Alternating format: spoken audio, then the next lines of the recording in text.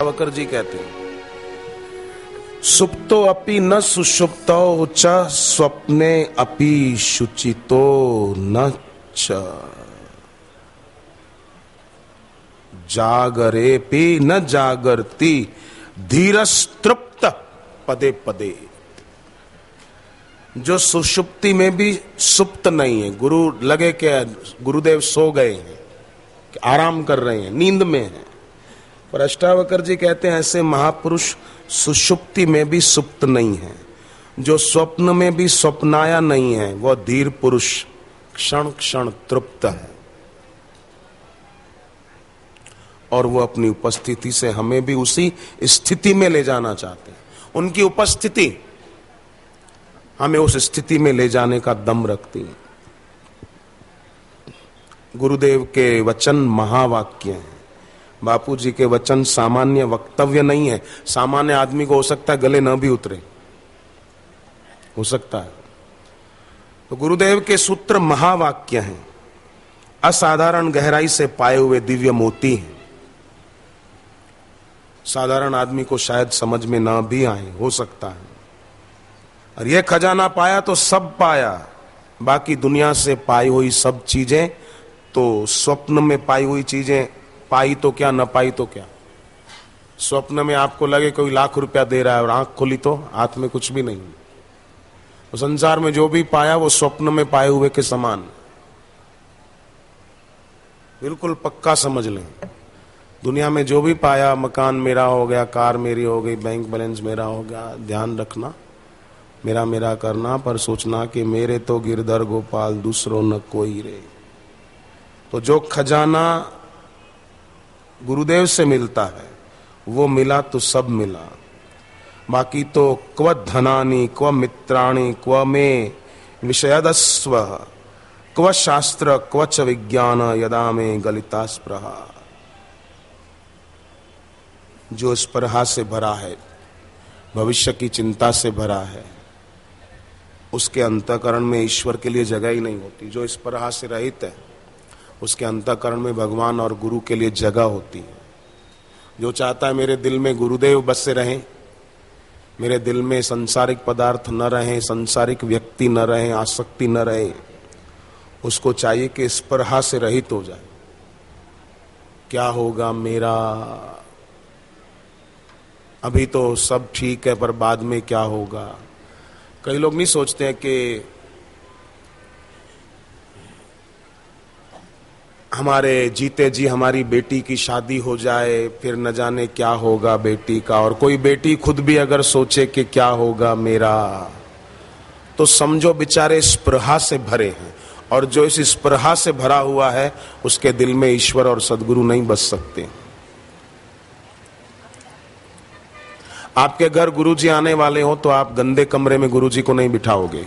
आप कमरा साफ सुथरा कर दोगे, सब नई चादर नया गद्दा बिछाओगे, नए तकिए रखोगे, नए बर्तन रखोगे, सुगंधी फूलों से और धूप आदि से कमरे को सुगंधित कर दोगे। पुरानी चादर बिछी हुई हो वहां थोड़ी गुरुजी को बिठाएंगे। ऐसे ही अपने अंतर मन में भी फालतू विचार, फालतू इच्छाएं, चिंताएं, भविष्य की कल्पनाएं, वहां अपने गुरु को बिठाए, कैसा लगेगा। तो स्पृहा से जो रहित होता है वहां ईश्वर और गुरु के लिए जगह होती है। और स्पृहा से रहित वो हो पाता है जो रागी न हो, जो अनुरागी हो गुरु चरणों का। वही भविष्य की चिंता से मुक्त रह पाता है। नहीं तो मेरा बेटा मेरी बेटी करते जिंदगी पूरी हो जाती है। आप देखो, एक साधक की चिट्ठी, सुबह आपको बताया था एक विद्यार्थी अमेरिका में एमडी की परीक्षा में 99% लाया। एक और विद्यार्थी का ऐसा अनुभव मेरे पास आया। निश्चिंत रहते हैं तो परिणाम बाह्य जीवन में भी अच्छे आते हैं। 12वीं कक्षा में था, बचपन से ही पढ़ाई में कच्चा होने के कारण डर लगता था कि मुझे 12वीं साइंस में कहीं कम अंक ना आए, पर मुझे स्वामी विवेकानंद की किताबें पढ़ने को मिली थी।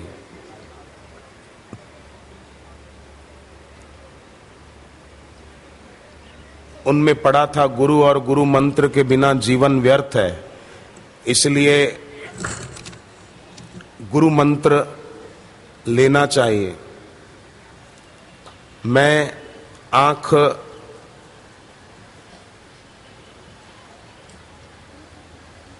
बंद करके उनकी तस्वीर से प्रार्थना करता था। एक दिन अचानक उनकी तस्वीर नेत्रपटल से हटकर एक बाबा की तस्वीर नेत्रपटल पर आई। जब मैंने उनसे पूछा कि आप कौन हो, तब एक आवाज आई कि मैं ही विवेकानंद हूं। और फिर बापूजी से दीक्षा लेने की प्रेरणा हुई। बापूजी को केवल बचपन में एक बार टीवी पर देखा था, पर बार बार प्रेरणा हो रही थी कि दीक्षा लूं। अहमदाबाद उत्तरायण शिविर पे दीक्षा ली सारस्वत मंत्र की। दीक्षा के पहले केवल 50 से 65% अंक ही आते थे और गणित में केवल 40 से 50 ही अंक आते थे और गणित से डर भी लगता था। परंतु दीक्षा के बाद अब गणित में 90 से ऊपर अंक आते हैं और मैंने कंप्यूटर इंजीनियरिंग में 81% पाकर पहला रैंक प्राप्त किया। अब ऐसा लगता है कि मेरे गुरुदेव ही मेरे लिए सब कुछ है। तो ये रिजल्ट की कॉपी भी है, जिसको शंका हो तो देख भी सकते हैं। तो बाह्य जीवन में भी सफलता मिलती है। दिल्ली में सुरभि नाम की एक लड़की 98% लाई 12वीं में, 98%। उसकी बहन भी ऐसे ही फर्स्ट आती थी। सारस्वत मंत्र का जप रोज करते थे और अपने को स्पृहा से रक्त क्या होगा हमारी परीक्षा है, ऐसी बेकार की चिंता से मुक्त रहे। तो अपने आप एक बहन 98, दूसरी भी ऐसे ही फर्स्ट आई। और कई तो माँ बाप बच्चों को डराते रहते, परीक्षा है पढ़ाई करो, परीक्षा है पढ़ाई करो, फेल हो जाओगे। तो बच्चे भी बेचारे दहशत में रहते हैं, जो पढ़ते हैं वो भी ठीक से याद नहीं रह पाता है। अपनी अकड़ पकड़ छोड़ दें और उनके भरोसे रहकर जब तक अच्छी तरह से करें तो उनकी कृपा से अपने आप अपना पुरुषार्थ ठीक से करें तो उनकी कृपा काम करेगी। बाकी तो खटपट संसार में चलती रहेगी अगर ये साधना का रास्ता छोड़ा तो। एक चील ने कचरे घर से एक मरा हुआ चूहा देखकर उसको उठा लिया खाने के लिए। चोंच में मरा हुआ चूहा लेकर वो उड़ चली। तो ऊपर आसमान में उड़ते उड़ते देखा और 20-25 चील उनके पीछे पड़ी है। बहुत शोर हो रहा था। ये क्यों हो रहा है ऐसा, उसको बड़ी तकलीफ हुई। चिल्लाई वो चील। तो जब उसने मुंह से चित्कार निकाली तो मुंह खुला तो चूहा छूटकर नीचे जा गिरा। जब चूहा नीचे गिरा तो और जो 20-25 चीलें थी वो भी सब चली गई। तब इसको विचार आया कि मैं तो सोच रही थी कि उनकी दुश्मनी मुझसे है, पर अब पता चला कि वो मरे हुए चूहे के कारण मुझसे दुश्मनी का व्यवहार कर रही थी।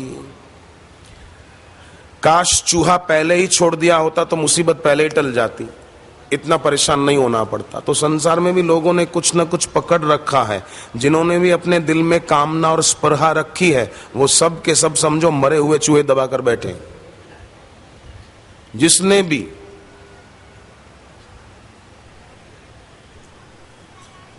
कई लोग क्या करते हैं, बेटी बड़ी हो गई, बेटी घर का भार है, जल्दी उसकी शादी कर दो, तो कहीं भी कर देते हैं रिश्ता, फिर बेटी भले जिंदगी भर रोती रहे।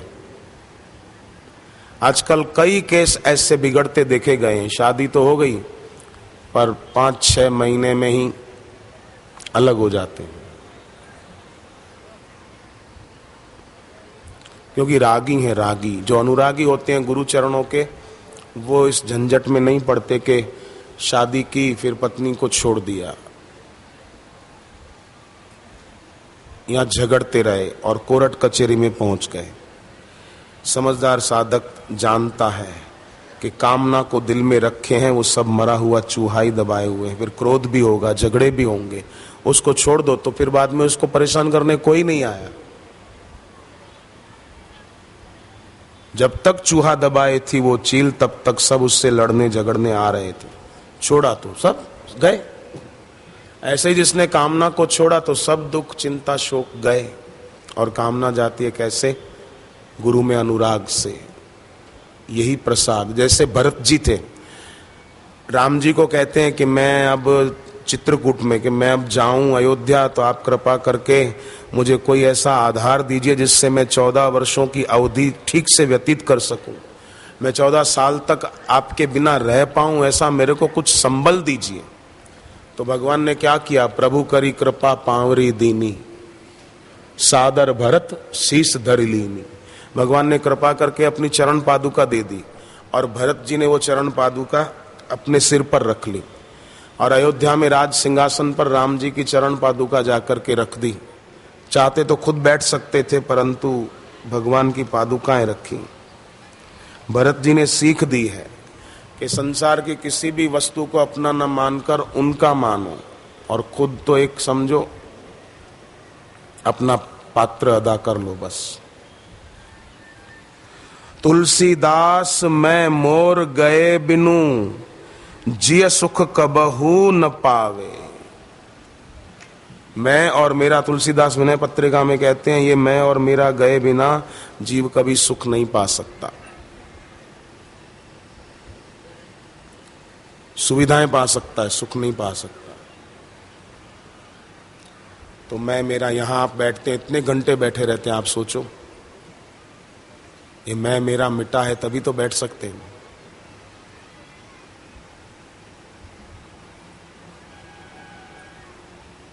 एक भक्त थे मन को जी बोधला।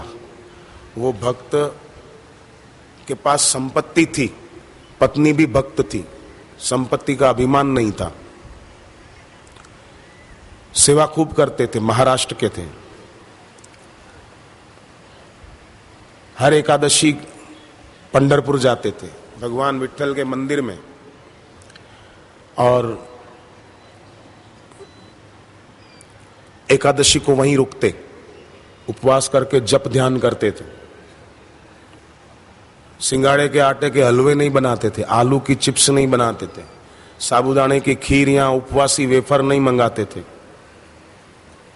कई लोग तो एकादशी को भी फलाहार ऐसा करते हैं कि रोज की अपेक्षा दुगना भोजन किया, फल भी खाया, रबड़ी खाई, मावे की मिठाई खाई, बोले सब उपवास की आइटम है।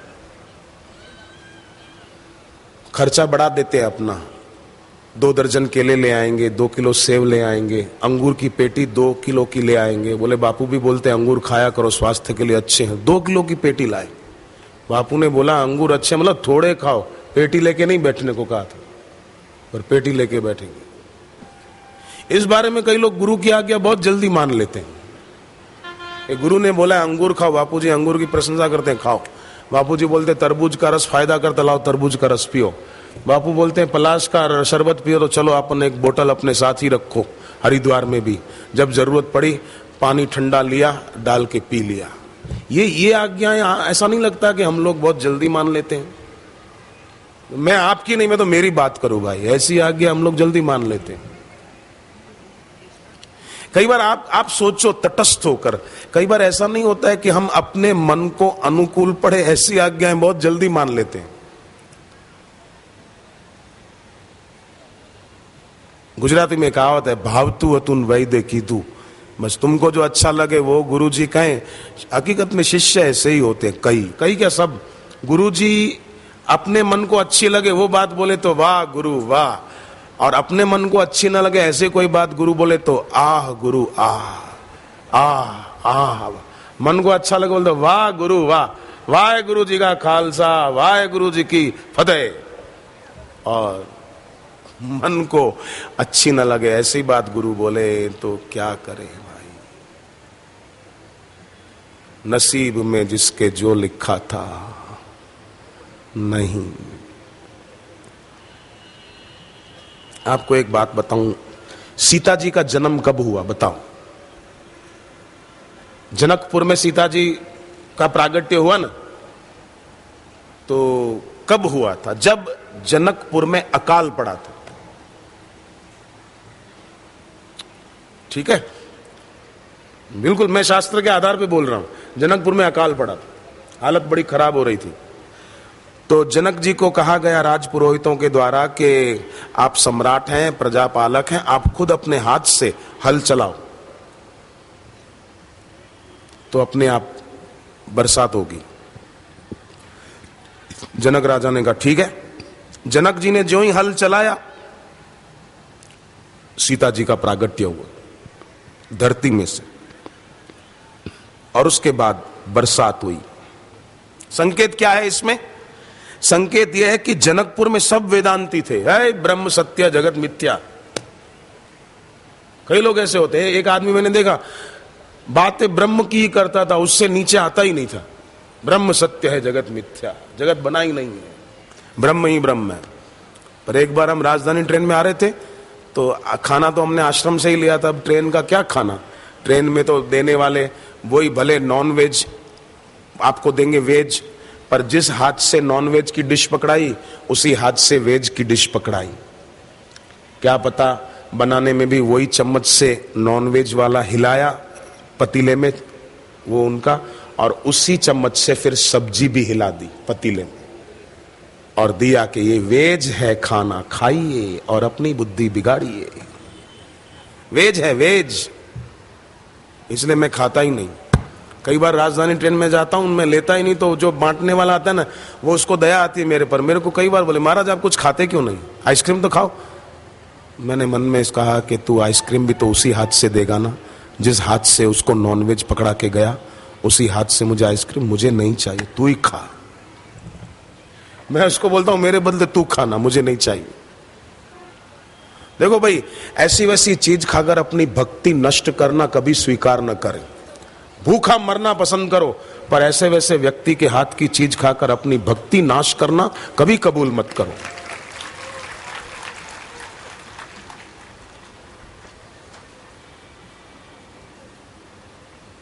एक दिन कुछ नहीं खाएंगे, ठीक है, कुछ दूध पी लेंगे, बिल्कुल भूखे भी मत मरना। देखना फिर कोई इस बात को एक ही अर्थ में पकड़ के भूखे मरे, देश काल परिस्थिति के अनुसार। फिर भी जितना हो सके अपने भावों की, दैवी संपदा की, पवित्रता की हर व्यक्ति को रक्षा करनी चाहिए।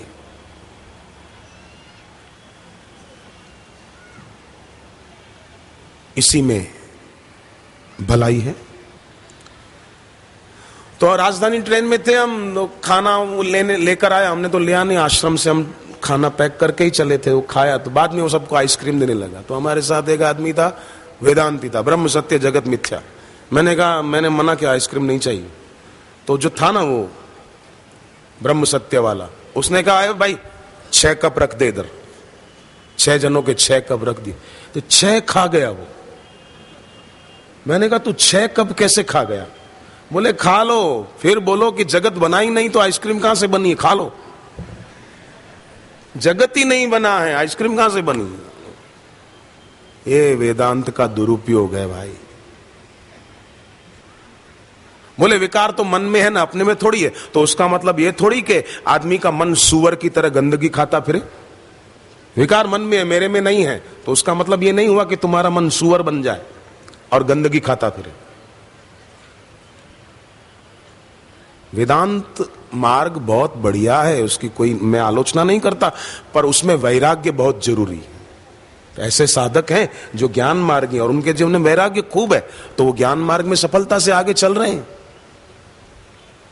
भक्ति मार्गी साधक हो तो उसके जीवन में प्रेम बहुत जरूरी है अपने भगवान के प्रति, अपने आराध्य के प्रति, तो वो भक्ति में आगे बढ़ पाएगा। नहीं तो भक्ति नाम होगा, बस भक्ति नहीं होगी। जैसे कागज पे सोना लिखा है पर सोना है नहीं। प्लास्टिक के फूल हैं सुगंध बिना के, दिए के फ्लैक्स हैं रोशनी बिना के, उजाला नहीं होगा। तो जनकपुर में सब वेदांती हैं। सूर्य का प्रकाश उपयोगी है, पर गर्मी में प्रकाश बढ़ता है तो सूर्य की तीखी किरणों में परेशानी भी होती है। फिर आदमी पानी ठंडा खोजता है, छांव खोजता है, एसी खोजता है, कूलर पंखा खोजता है। वैसे सूर्य का प्रकाश बड़ा उपयोगी भी है, वेदांत उपयोगी है, पर वैराग्य के साथ कल्याणकारी। तो जनकपुर में अकाल पड़ा था, सीता जी का पदार्पण हुआ, तब अकाल मिटा, बरसात हुई, हरियाली छा गई। तो सीता माना भक्ति जीवन में आ जाए सदगुरु के प्रति, तो उसके जीवन में अकाल नहीं रहेगा, हृदय में रूखापन सूखापन नहीं रहेगा, प्रसन्नता बनी रहेगी। और प्रसन्नता बनी रही तो भगवान कहते हैं प्रसन्न चेत सोहयासु बुद्धि पर्यवतिष्ठते।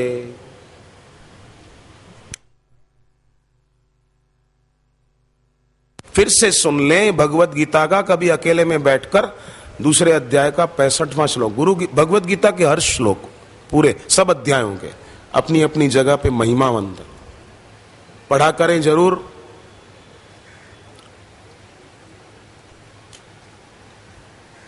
कभी कोई अध्याय कभी कोई अध्याय पढ़ने का नियम रखें, तो अंतःकरण की प्रसन्नता हो, दुखों का अंत हो जाएगा और प्रसन्न चित्त व्यक्ति की बुद्धि स्थिर हो जाएगी। प्रसन्न चेत सो याशु बुद्धि पर्यवतिष्ठते। तो प्रसन्न कौन रह पाएगा? जो अनुरागी होगा। और बात बात में दुखी कौन होगा? जो रागी होगा। इसलिए भक्त लोग प्रार्थना करते हैं गुरु के चरणों में कि मेरी प्रीत बढ़ा दो गुरुवर, आपके वचनों में, आपके चरणों में। मेरे मन मंदिर में ध्यान तुम्हारा, किसी और का न रहे। ऐसी प्रार्थना के शब्द है।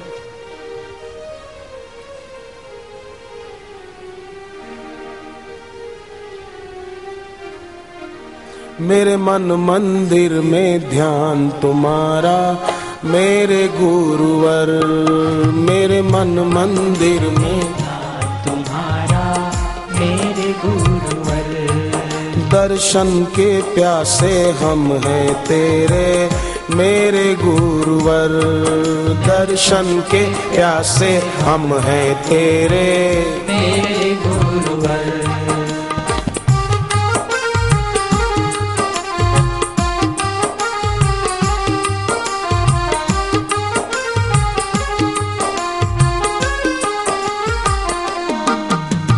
मन मंदिर में बसने वाले, मन मंदिर में बसने वाले, ध्यान हमारा रखने वाले, ध्यान हमारा रखने वाले। तन मन धन हम तुम पे वारे मेरे गुरुवर, मेरे मन मंदिर में ध्यान तुम्हारा मेरे गुरुवर, मेरे मन मंदिर में ध्यान तुम्हारा मेरे गुरुवर।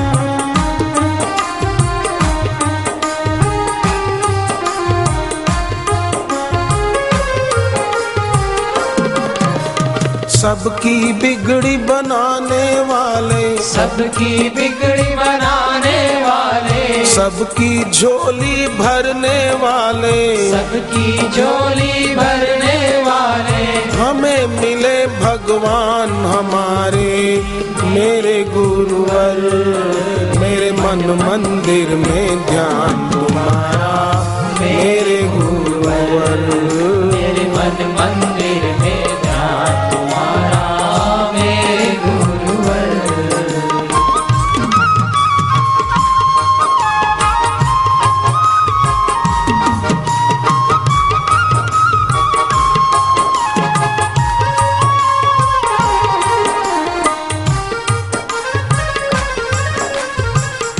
तो बात मैं यही कहना चाहता हूं, आप सभी के चरणों में निवेदन करना चाहता हूं कि दूसरों की बनाई हुई रेखाएं काम नहीं आएगी, हम खुद कुछ करें।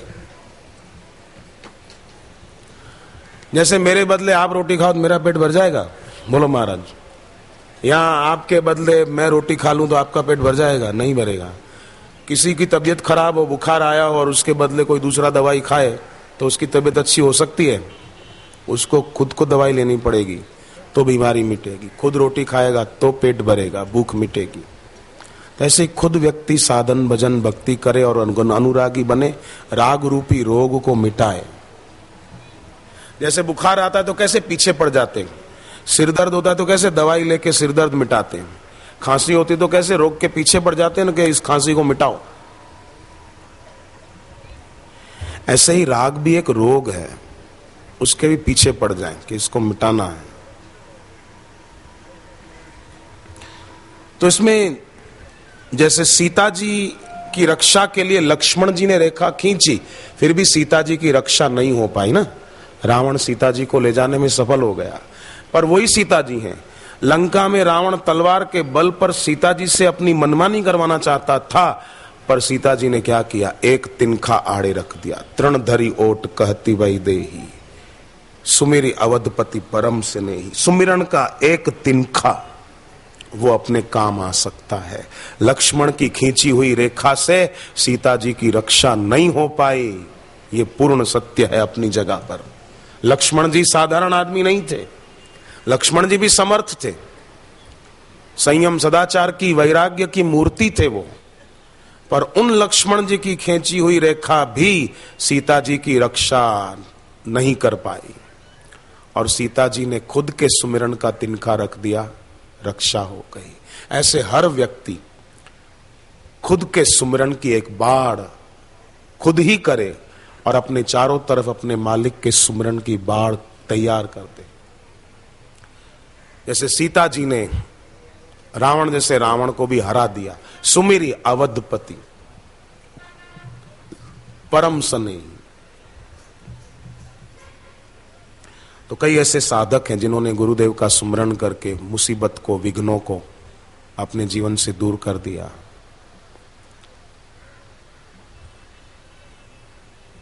मध्य प्रदेश की राजधानी भोपाल का गैस कांड दुनिया में प्रसिद्ध हो गया। जहरी गैस रात को लीक हुआ, हजारों लोग सोते सोते ही सो गए सदा के लिए, मौत की नींद में। पर उस कंपनी से मात्र 1-1.5 किलोमीटर दूरी पर कई साधकों के घर थे। आंख तो उनकी भी खुली, चक्कर आए, पर गुरुदेव की तस्वीर के आगे शांत बैठ गए।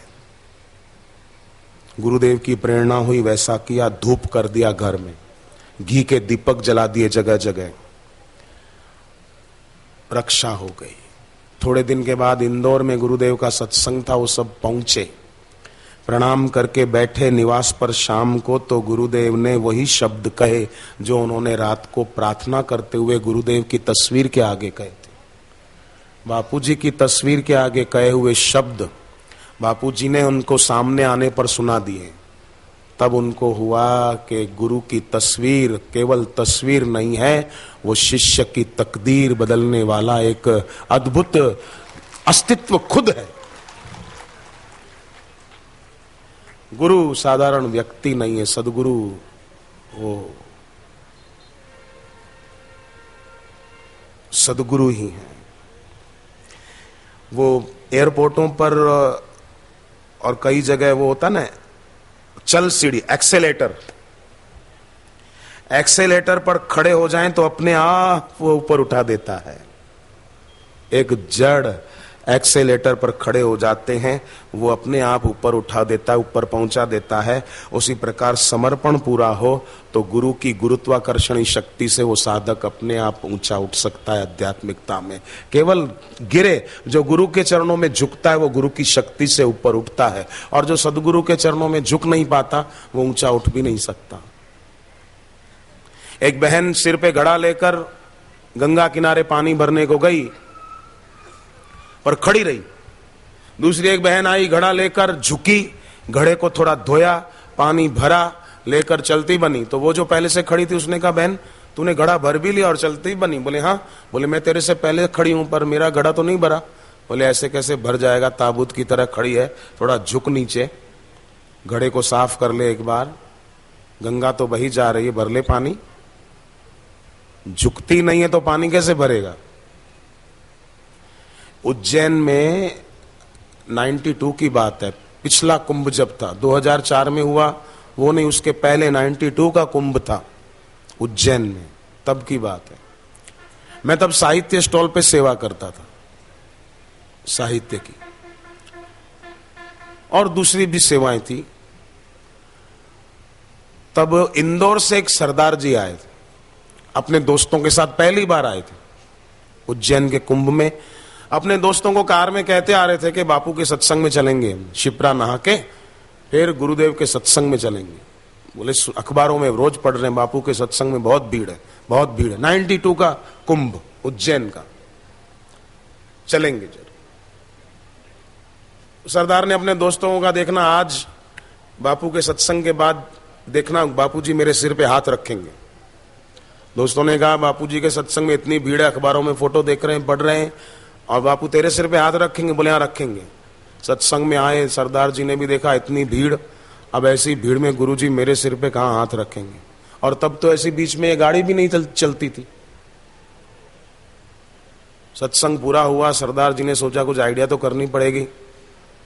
तो जहां से बापूजी गाड़ी में बैठ के जाने वाले थे वहां सरदार खड़े हो गए कि अब देखता हूं गुरुजी मेरे सिर पे हाथ रखेंगे, मेरे दोस्तों को भी दिखाऊंगा।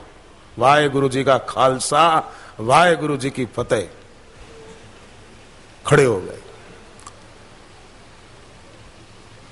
गुरुदेव गाड़ी में बैठकर आए, दूर से देखा गाड़ी आ रही, खुश हो गए, दोस्तों को इशारा किया पर बापूजी की गाड़ी सरदार जी के पास आए, इतने में तो और साधकों की भीड़ पीछे से आ गई। और भीड़ तो भीड़ होती है भाई, धक्का लगा, सरदार जी पीछे हो गए। तो दोस्त उसको देखकर हंसने लगे।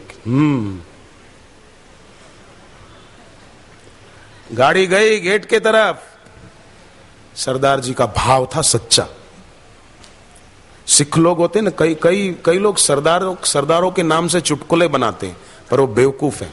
सरदारों के नाम से चुटकुले नहीं बनाने चाहिए। सरदार सिख ऐसे नहीं होते। सिखों की गुरु भक्ति का गुण लेने जैसा है। सिखों की गुरु भक्ति है तो देखो अमृतसर में स्वर्ण मंदिर बना के दिखा दिया। मैं तुलना करके नहीं बोल रहा हूं, पर शिरडी के साईं बाबा भी समर्थ महापुरुष थे, पर शिरडी में स्वर्ण मंदिर नहीं बन पाया, सिखों ने बना के दिखा दिया। क्यों? कि सिखों की गुरु भक्ति गजब की है। गुरुद्वारे में कोई भी जाता है तो खाना फ्री, लंगर चलता है, आओ जी खाओ, हाथ जोड़ के खिलाएंगे। और उनके गुरुओं का 10 गुरुओं में से किसी का भी जन्मदिन होगा तो सड़कों पर जगह जगह भंडारे खोल देंगे, आओ जी खाओ, ये खाओ, ये खाओ। जबरदस्ती गाड़ी रोक रोक के आपको खिलाएंगे, गाड़ी रोक रोक के आपको शरबत पिलाएंगे। मैंने देखा, जिन्होंने ऐसा देखा है कहीं तो हाथ ऊपर करो। कई लोगों ने, इतने सारे लोग प्रमाण, जबरदस्ती गाड़ी रोक के खिलाएंगे आपको। मेरे को खिलाया जबरदस्ती। ये उनकी भावना है, यही सिखों की गुरु भक्ति। और गुरुओं का आशीर्वाद भी ऐसा बरसा तो पंजाब समृद्ध राज्यों में आता है। पंजाब की गिनती समृद्ध राज्य में की जाती है। गुरु भक्ति की महिमा तो अद्भुत है भाई। दिल्ली में कनाट प्लेस के पास गुरुद्वारा बगला साहिब है। वहां पर एक अपनी बहन गई होगी गुरुद्वारे में, तो देखा कि जहां से लोग जाते हैं ना अंदर, तो एक ऐसी जगह है वहां पानी आता है और जाता भी है धीरे धीरे। उसी पे वो लोग पैर रखते, पैर धुल जाते। भाई पैर धोकर गुरुद्वारे में जाओ मत्था टेकने। तो वहां से एक सरदार जी हाथ से ऐसे पानी उठा उठाकर बोतल में डाल रहे थे। तो अपनी उस बहन ने उनको पूछा, उस बहन ने मुझे बात बताई बाद में। बोले मैंने उनको पूछा सरदार जी ये पानी क्यों भर रहे हो? ये तो यहाँ से तो भक्त लोग पैर धोकर अंदर जा रहे हैं गुरुद्वारे में, और आप यहाँ से पानी भर रहे हो, क्यों? बोले मैं बेटी आज नहीं ले जा रहा हूँ, बरसों से इधर से पानी ले जाता हूँ। क्यों? इसका क्या करते हो? बोले मैं घर जाकर मेरे घर की दीवारों पे छांटता हूँ कि गुरुद्वारे में दर्शन करने जो जा रहे हैं उनके पैरों का पानी है ये। जो गुरु के दर्शन करने जा रहे हैं वो भी मेरे लिए पूजनीय है, मेरे गुरुदेव के दर्शन करने आए। और बोले पहले मेरी छोटी सी दुकान थी किराए की, अभी मेरे 4-5 बड़े बड़े शोरूम हो गए कनाट प्लेस में, केवल ये जल छांटने से। भावना देखो, गुरु में जिसका ऐसा भगवत भाव पक्का है, तो गुरु एक व्यक्ति नहीं है, गुरु अस्तित्व है। देश और काल की सीमा इंसान को बांध सकती है, सदगुरु को नहीं। और उन गुरु को कोई आदमी अपनी योग्यता या चतुराई के बल से अपने वश नहीं कर सकता। वो तो भजे हम भवानी पति भावगम्यम, वो भावगम्य है।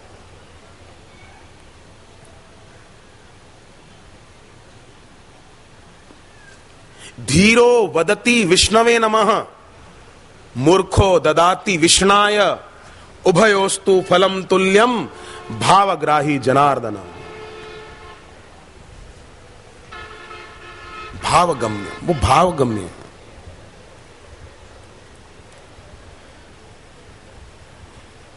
ज्ञान की भूख नहीं है उनको, गुरु तो ज्ञान मूर्ति है, ब्रह्मानंदम परम सुखदम केवलम ज्ञान मूर्ति।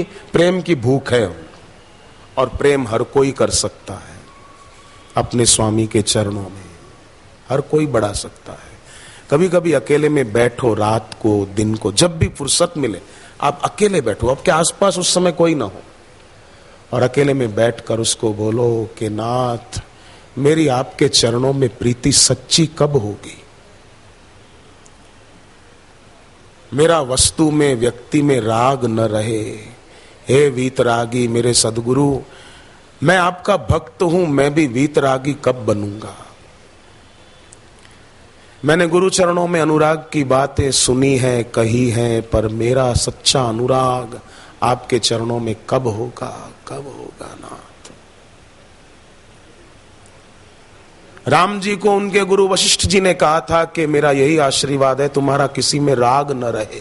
तो बापूजी मेरे को भी यही आशीर्वाद चाहिए कि मेरा किसी में राग न रहे और आपके चरणों में मेरा अनुराग पक्का हो जाए बस।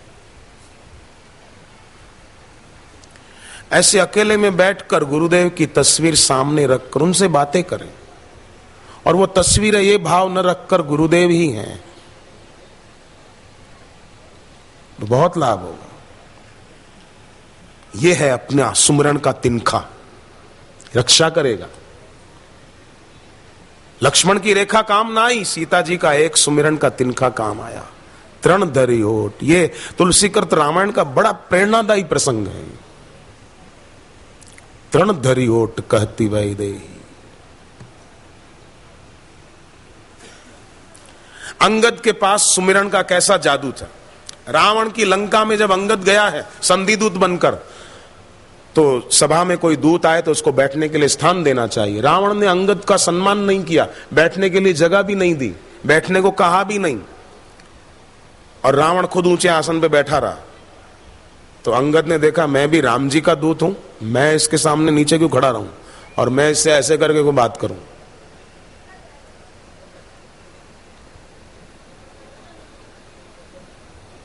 लाल बहादुर शास्त्री जी से पूछा गया एक बार, जब वे प्रधानमंत्री थे, कि आप विदेश जा रहे हो तो विदेश के जो अमुक हैं वो उनका कद बहुत ऊंचा है, तो आपको तो उनसे यूं ऐसे ऐसे सिर करके बात करनी पड़ेगी। लाल बहादुर शास्त्री ने बड़ा प्यारा जवाब दिया, बड़ा गौरवशाली जवाब दिया। बोले बेटे, भारत हमेशा सिर ऊंचा उठाकर ही बात करना जानता है और हमेशा भारत का सिर ऊंचा ही रहेगा, झुकेगा नहीं कहीं। साधक भी गौरवशाली जीवन जिए, गरिमामय जीवन जिए, दीनहीन और लाचार होकर नहीं। प्रार्थना भी करे तो लाचार होकर नहीं, भक्त होकर करे। मैं कई बार कहता रहता हूं, अंधेरा कभी रोशनी में प्रवेश नहीं कर सकता है। दुखी चित्त से पुकार न निकले। शिकायती चित्त भी कभी प्रार्थना नहीं कर सकता। शिकायती चित्त अध्यात्म मार्ग में प्रवेश करने के लायक ही नहीं होता है। समर्पण, भीष्म पितामह कैसे समर्पित थे। भले दुर्योधन के पक्ष में खड़े थे पर समर्पित ईश्वर के प्रति थे। विदुर जी, संजय जो धृतराष्ट्र के सारथी थे, ये दुर्योधन के यहां रहते हुए भी समर्पण इनका ईश्वर के प्रति था। पर कर्ण में योग्यताएं कई थी, कुंती पुत्र था, पर फिर भी ईश्वर की बात नहीं मानी, ईश्वर के प्रति समर्पण नहीं दिखाया और दुर्योधन से दोस्ती निभाने में लगा रहा, तो कर्ण जैसा आदमी भी विनाश को प्राप्त हो गया। इसलिए कहा गया है दुस्संगः सर्वथैव त्याज्यः, दुस्संग का त्याग किया जाए। ऐसे लोगों की संगति का त्याग किया जाए।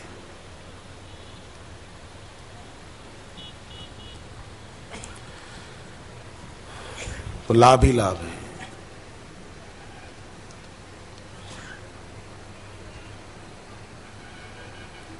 हरिद्वार में आए हैं, जब तक हरिद्वार में आप रुकें,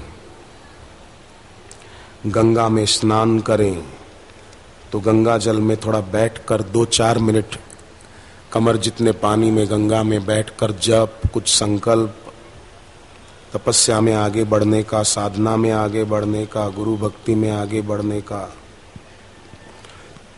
कोई ना कोई शुभ संकल्प करके निकले गंगा जल से बाहर। गंगा जल में बैठकर भले ज्यादा नहीं पानी,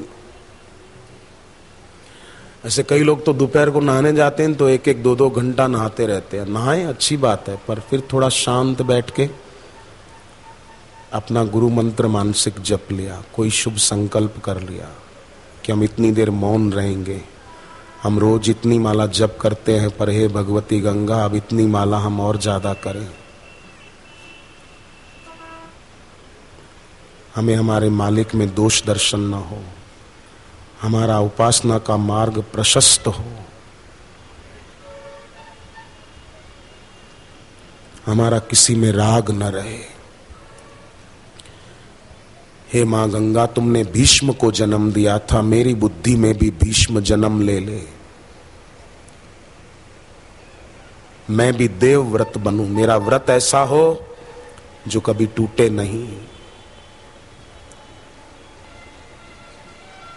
मेरे दिल दिमाग में भी भक्ति की गंगा लहराती रहे।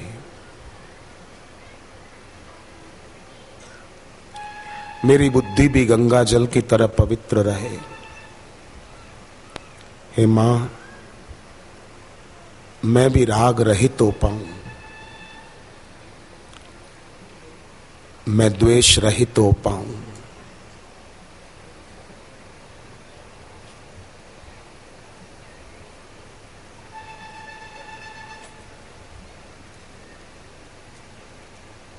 मैं अपने जीवन को जो सही दिशा गुरुदेव से मिली है उसी में यात्रा आगे करता जाऊं। हम कर्तव्य परायण हो मां, हम प्रीति परायण हो। हे भगवती भागीरथी,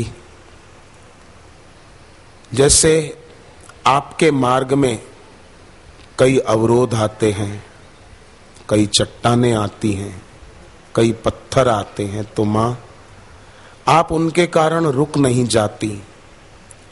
उसी प्रकार हमारे जीवन में भी कोई अवरोध आए तो हम रुके नहीं, हम अटके नहीं, हम इस भक्ति पथ पर दृढ़ता से आगे चलें।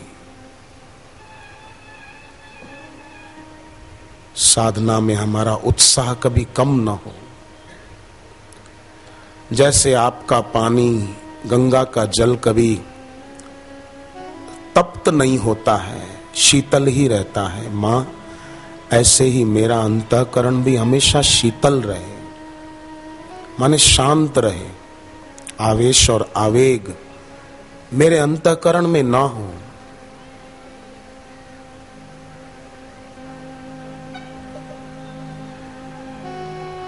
मेरे भीतर भी हे भगवती शीतलता रहे।